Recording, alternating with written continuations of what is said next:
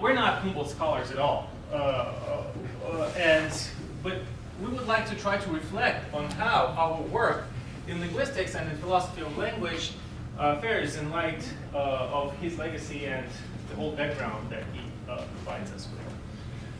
So basically, yes, the work of Humboldt has a lot in it, and not all of his assumptions or his arguments we, as people who work in the Chomskyan tradition, can adopt.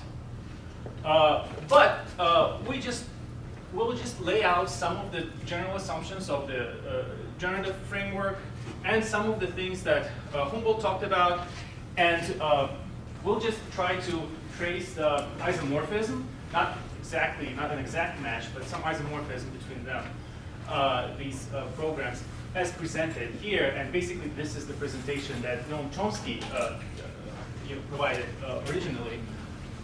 And then we will try to present to you some of our own work and some of the problems in contemporary theoretical linguistics and philosophy of language that we deal with and we think about, and we'll try to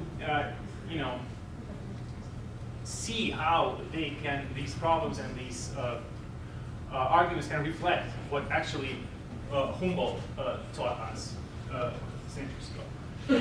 So the generative framework, there are some key ideas here behind this enterprise. We think of language faculty as distinctively human, and it is an innate faculty and universal among all human beings. So universal grammar can be viewed as a set of general constraints or set of switches on what grammars of particular natural languages can or cannot be. And they all must obey or fall out somewhere in those borders. So the grammars of concrete natural languages are particular realizations of the universal grammar. And the grammar of a particular natural language is a set of rules that are unconsciously known by a native speaker of that language, and they constitute her mental grammar. So these rules, among many other things, they allow the speaker to generate an infinite set of grammatical sequences of sentences, new sentences, some sentences that no one has ever heard or formulated before, identify grammatical sequences that have been produced by someone else, and understand sequences she has never heard before. So, with these assumptions, among many other things, we believe that humans of all origin are equal as far as their linguistic ability is concerned. And there are no more advanced or less advanced grammars of natural languages. There's no such thing as broken French or inferior languages and stuff like that. We don't believe in that. And so this relates a little bit to the fact that we don't adopt everything that Humboldt had in his work. So basically, but there is great parallelism still, and Chomsky talked about it. So Humboldt views language as an activity, and this is very important. It is not just a means for communication, but a way to express thoughts. Language, regarded in its real nature, is an enduring thing, and at every moment a transitory one. This is what he writes. And many of these quotes are very well known, of course. In itself, it's no product, ergon, but it's an activity.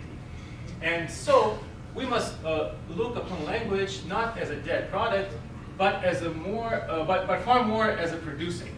Must abstract more from what it does as a designator of objects and instrument of understanding, and revert more carefully to its origin, closely entwined as it is with inner mental activity.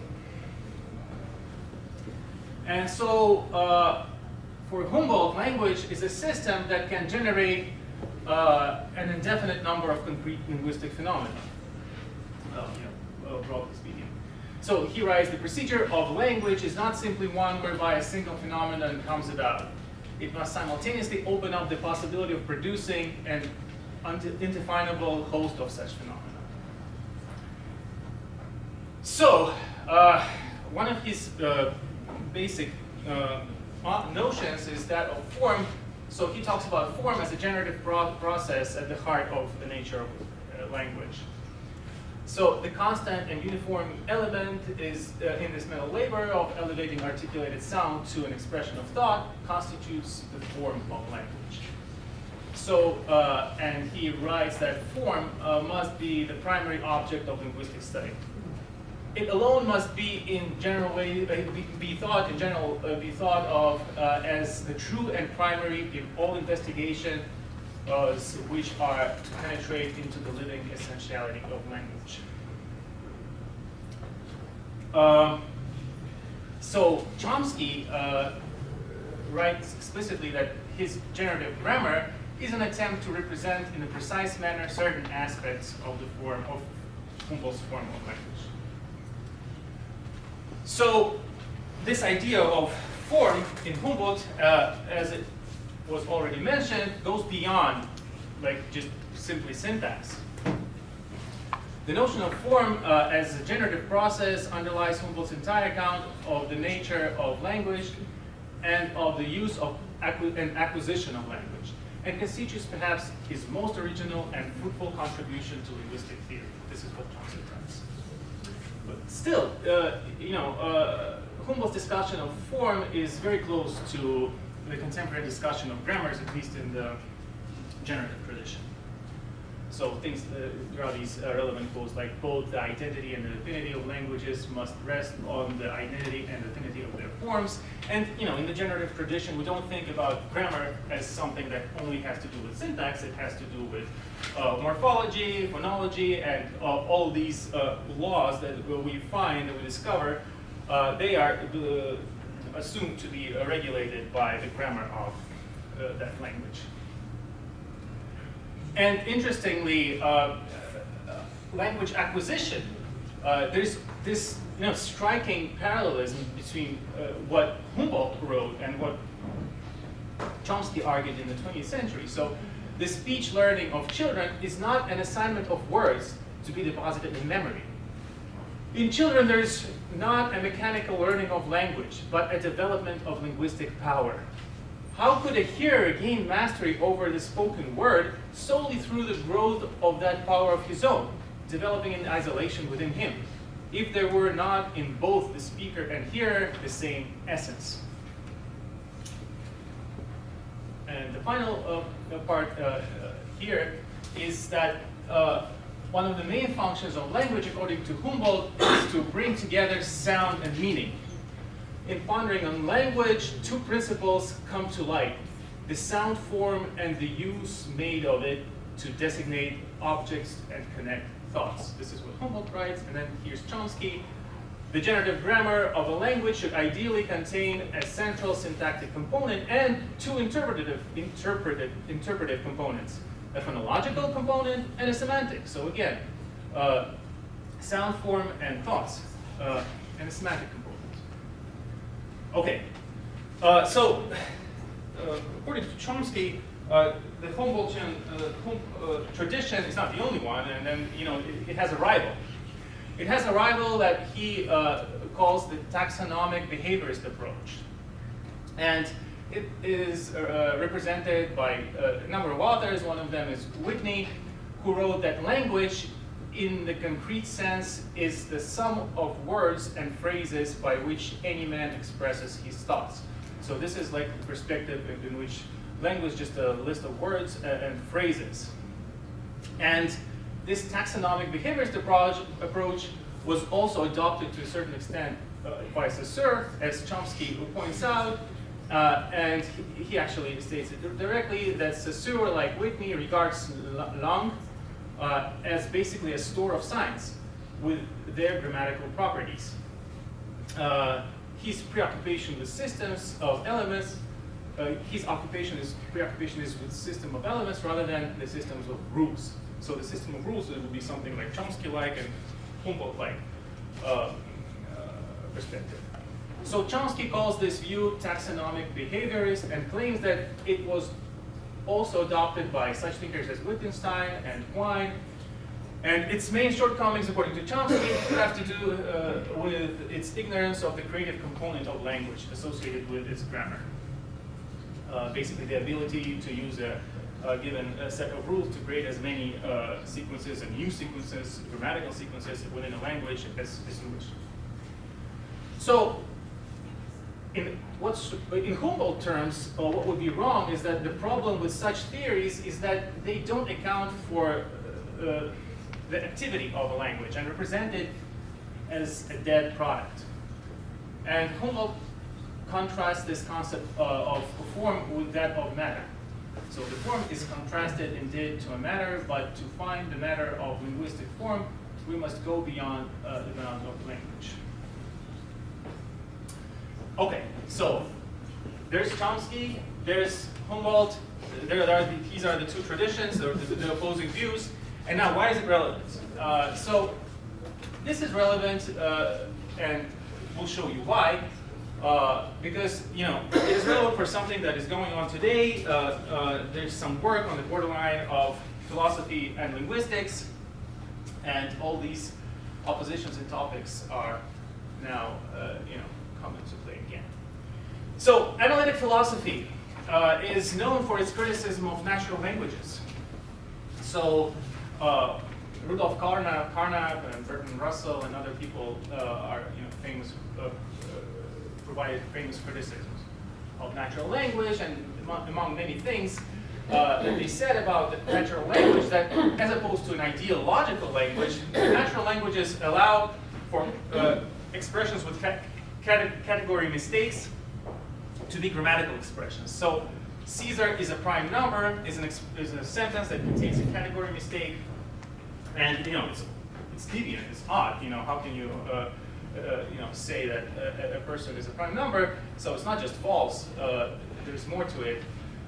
So, but in natural language, such expressions are grammatically correct, and this was seen as a problem. And also, a natural language would interpret contradictions and tautologies as meaningful sentences. We very often say things like, work is work. How can somebody be so smart and so stupid at the same time? And so on. So without contradicting or seemingly contradicting ourselves. So analytic philosophers held that confusion in languages and spoken languages lead to confused thoughts, and they criticized, famously criticized, many philosophers who just tried to use natural language and produce some thoughts, philosophical nature. And so Bertrand Russell, in one of his famous papers, says that ordinary language has no exact logic whatsoever. Carnap, when he discusses sentences with category mistakes and just sentences like one, which is just utterly simply ungrammatical, Caesar is and, it just doesn't make any sense, whereas Caesar is a prime number in natural language is okay, but it's still deviant as far as its meaning is concerned. So Carnap said that expressions like two here in an ideal language, if our natural language had been what it should have been, then they would have these expressions would not be grammatically correct. So they should be, according to Carnap, just as bad as expressions like one. Caesar is and. So this was another direction of criticism of natural language. Now, in contemporary philosophy, these ideas still survive. We see that Carnap formulates a requirement to make category mistakes a matter of syntactic mismatch. So if those expressions should be ungrammatical, there's got to be something wrong about them that leads to ungrammaticality. So it should be syntactic mismatch.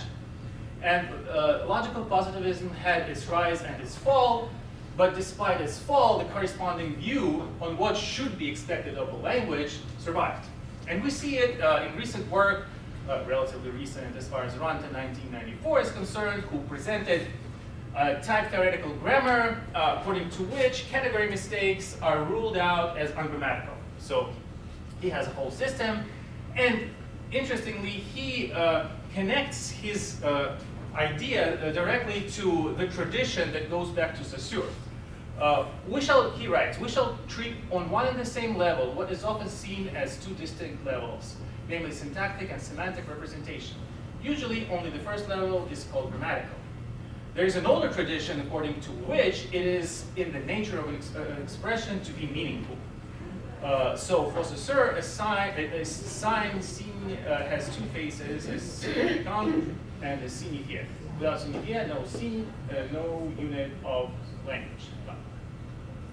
And in very recent Russian philosophy of language in Russia, people have started using these attack theoretical grammars to discuss natural language, to provide models of natural language, and discuss concrete problems.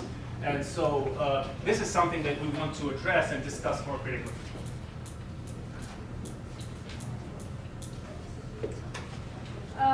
We do work within the tradition of meaning interpretation that is called formal semantics. And the belief that underlies this enterprise is that natural languages can be studied by formal methods, that natural languages are inherently logical. And what we're going to try and do today, we're going to give some illustrative examples that show that natural languages such as English, Russian are sensitive to logic. So let me start from a very famous in linguistic example. Let's consider the phrase any vegetables. So we can say something like 1. I didn't eat any vegetables. But we cannot say something like 2. I ate any vegetables. That sentence is ungrammatical. In a similar way, we can say 3. Everyone who ate any vegetables went to the hospital. That's okay. But we cannot say 4. Everyone ate any vegetables. That's ungrammatical. An important point here is that in all of those languages, all of those examples, any vegetables occurs in the same position syntactically. Okay? What you see here is that in all of those examples, any vegetables is an object to a verb. So syntactically, this is a noun phrase, and we expect that it should be able to occur in all those positions where noun phrases generally can occur. This is not the case here. So I will further illustrate this point by showing a very obvious fact that as soon as we get rid of any, all those examples become equally grammatical. So we can say, I didn't eat vegetables, I ate vegetables, everyone who ate vegetables went to the hospital, everyone ate vegetables. All those examples are completely okay. Okay? The problem was with any. Now, there is a famous line of research in linguistics that started from the work of Van Kuner and Ladusau, and in this work, it was established that the environment that any wants to be in has a special logical property. Okay, so it's not a syntactic property, it's a logical property. And this property is called downward entailedness. The idea is as follows. You have a sentence and there is an expression that denotes a certain set, vegetables. You can take this expression, vegetables, and change it by another expression that denotes its subset, smaller thing, like cucumbers is a subset of vegetables. And the sentence will remain true. Okay? This holds for those sentences where any can occur. And it doesn't hold for those ones where any cannot occur. Let me show it here. So, I didn't eat vegetables entails. If you know that I didn't eat vegetables, you know that I didn't eat cucumbers. But from I ate vegetables, you cannot conclude that I ate cucumbers. Okay? So, similarly, we saw there was one, with everyone, there was one position where any could occur in 3, any vegetables, was okay in the restrictor of everyone. But what was not okay in the second part of the sentence, in its scope, like in 4. Everyone ate vegetables. And again, what is relevant here is this logical property of downward entailness. So, if you know that everyone who ate vegetables went to the hospital, you know that everyone who ate cucumbers went to the hospital. But if you know that everyone ate vegetables, you cannot conclude from that that everyone ate cucumbers. Okay? So what we see here is that English as a natural language is sensitive to a logical property.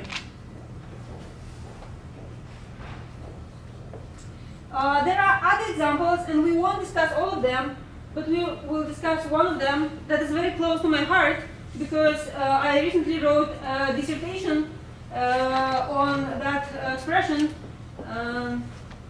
So this is an acceptive expression, accept. So it's okay to say every girl except Anna came. It's okay to say no girl except Anna came. But it's not okay to say some girl except Anna came. Okay? In English, the last one is not a well-formed expression, not a well-formed sentence. Why is that the case? Again, if we look at the syntactic position of except, it occurs in exactly the same spot. So the problem here is with the meaning. There is something is up with putting together except and some. Okay. So again, there is a line of thinking about expressions such as accept that derives the pattern that we just saw by showing that accept is sensitive to the logical environment where it occurs in. So, von Finkel proposed a story for such expressions, which I will very briefly introduce here. So the idea was as follows. Accept says, who is not Anna, and in addition it states, if you don't add who is not Anna, the sentence is not true. Let me illustrate it. Every girl except Anna came, so it means every girl who is not Anna came, and it is not true that everyone came. Okay? When you put those two things together logically, it follows that Anna is a girl and she didn't come. Otherwise, it cannot be true. Those two things cannot be true together. Let's look at no one. No one except Anna came, the same schema. No girl who is not Anna came, and it is not true that no girl came. Well, those two things can be true together only if Anna is a girl and she came. But something bad happens with some. Let me show you. Some girl except Anna came. If we do the same schema on some, we'll get a contradiction. Here is how it goes. Some girl who is not Anna came, and it is not true that some girl came. Well, those two things simply cannot be true together. That some girl who is not Anna came, but no girl came. That's a contradiction. Okay?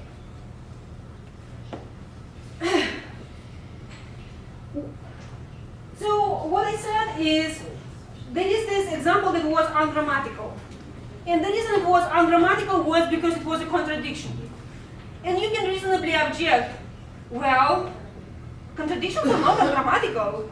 You can say in natural languages things like, he is smart and he is not smart. That's a contradiction. It's not ungrammatical. So, and here is the important distinction that we need in order to capture that example with accept. This is a fundamental distinction between functional elements in a language and contentful lexical items. Functional elements are elements like every, except, and, or. They don't denote things in the world. They don't denote pluralities of things in the world. They just serve as connectors. They are part of the logical skeleton of our language. Contentful lexical items are things like blue, man, table, cat, Peter, Alexander. So, what is special about lexical items is that we can add new and new lexical items to our language. But we cannot borrow functional items. Our lexicon of functional items is limited. It's the one we acquired when we were children, and it does not grow anymore.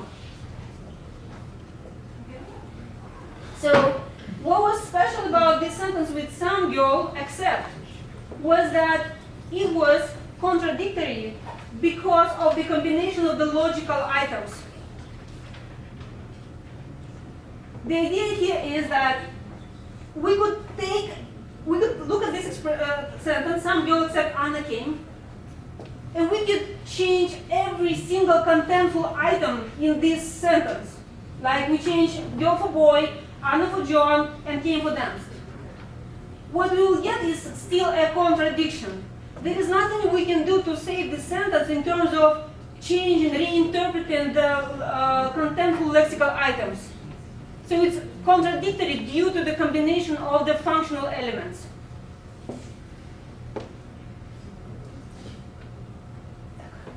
Let me check how I'm doing time. So, if we compare this sentence with examples that we started with, tautological examples like work is work, or how can somebody so smart be so stupid? In the contrast with this sum and except example, here I can substitute the lexical item work, for example, by another lexical item, and the sentence will not be a tautology anymore. In a similar way, I can substitute stupid in the second example by boring, and the sentence will stop being contradictory. So I have a freedom here of interpretation because it is always the case that even within one and the same sentence, contentful lexical items can slightly shift their interpretation, but we don't have the same liberty with functional elements. This is what we said already. And again, let's go back to those category mistakes. Examples like Caesar is a prime number, and one of the objections that Karner had to natural languages was that this example is perceived as grammatical, whereas it's so meaningless that it should be ruled out. Why natural language cannot simply toss this example aside as ungrammatical? Well, it's because we never know what our language cannot in advance know what the word Caesar will refer to. What if it will be a new name for number 2?